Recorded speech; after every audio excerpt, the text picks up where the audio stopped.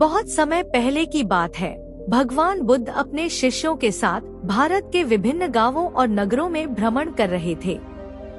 वे जगह जगह ठहरते, लोगों को जीवन का सत्य और आत्म साक्षात्कार का मार्ग दिखाते। एक दिन बुद्ध अपने शिष्यों के साथ एक छोटे से गांव में पहुँचे। गांव में उनकी प्रतिष्ठा के बारे में सुनकर बहुत से लोग उनके दर्शन के लिए एकत्र हुए। सभी उनके उपदेश सुनने के लिए उत्सुक थे और वे प्रत्येक को मन की शांति और संतोष पाने के तरीके बताते थे। गांव में आनंद नामक एक व्यक्ति था जो अपनी जिंदगी से बहुत परेशान था।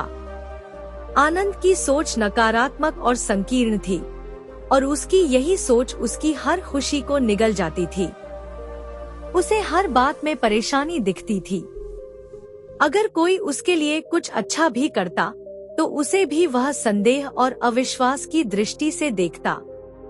वह हर किसी से असंतुष्ट रहता और किसी भी परिस्थिति में शांति महसूस नहीं कर पाता था।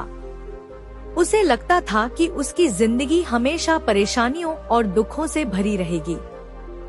जब आनंद ने सुना कि बुद्ध गांव में आए हैं, तो उसने सोचा, क्यों न मैं उनसे अपनी समस्या का समाधान पूछूं। अगले दिन वह बुद्ध के पास पहुंचा और उनसे विनम्रता से पूछा, गुरुदेव, मैं अपनी जिंदगी से बिल्कुल भी संतुष्ट नहीं हूँ। हर चीज में मुझे केवल समस्याएं और परेशानियां दिखती हैं। ऐसा लगता है जैसे मेरी जिंदगी में शांति और सुख का कोई स्थान ही नहीं है। क्या मेरी जिंदगी में कभी शांति और संतोष आ सकता है? बुद्ध ने आनंद को ध्यान से सुना। उन्होंने उसकी समस्या को समझा और मुस्कुराते हुए बोले, आनंद, तुम इस समय अपने जीवन को संकीर्ण दृष्टि से देख रहे हो।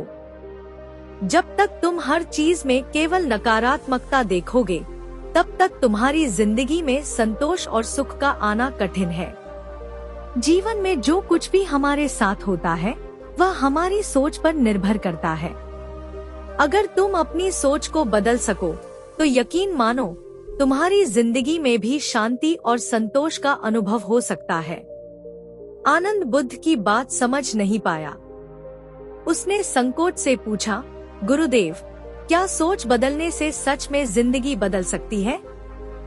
बुद्ध ने मुस्कुराते हुए कहा, इसका जवाब मैं तुम्हें आज नहीं दूंगा। कल सुबह तुम मेरे साथ नदी किनारे आना। वहाँ मैं तुम्हारे इस प्रश्न का उत्तर दूंगा। अगले दिन आनंद बुद्ध के साथ नदी किनारे पहुंचा।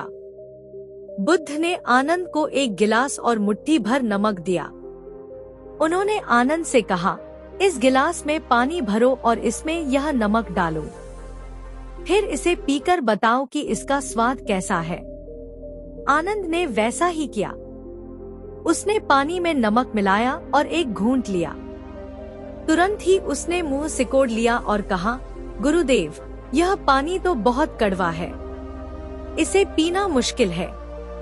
बुद्ध मुस्कुराए और बोले, अब मेरे साथ नदी में चलो। वे दोनों नदी के पास पहुँचे। बुद्ध ने आनंद से कहा, अब इस मुट्ठी भर नमक को इस नदी में डाल दो। आनंद ने नमक नदी में डाल दिया और बुद्ध ने कहा, अब इस नदी का पानी पीकर देखो।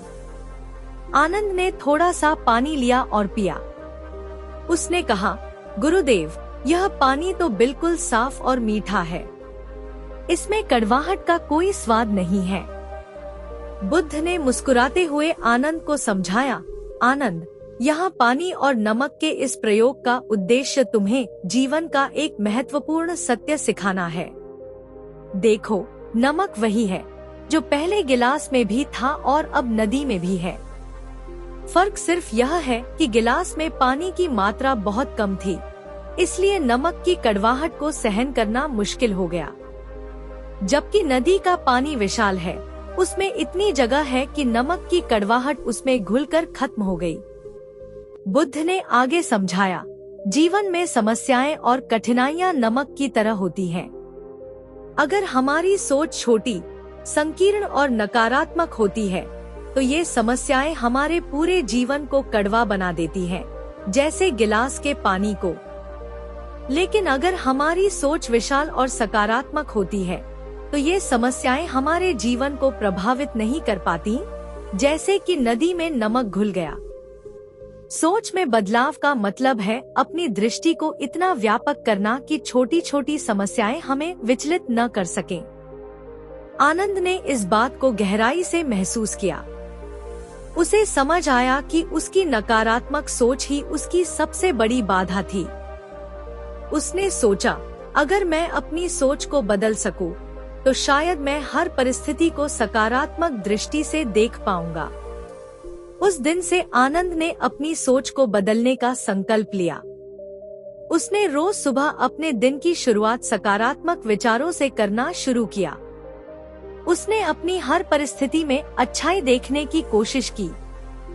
पहले उसे कठिनाई महसूस हुई, क्योंकि उसकी पुरानी आदतें उसे बार बार नकारात्मकता की ओर खींचती थी। पर उसने बुद्ध की दी हुई सीख को याद रखा और अपने संकल्प पर डटा रहा। धीरे धीरे आनंद ने अपने जीवन में बदलाव महसूस किया। जहां पहले वह हर छोटी छोटी बात पर परेशान हो जाता था, अब वह उसे एक नई दृष्टि से देखने लगा।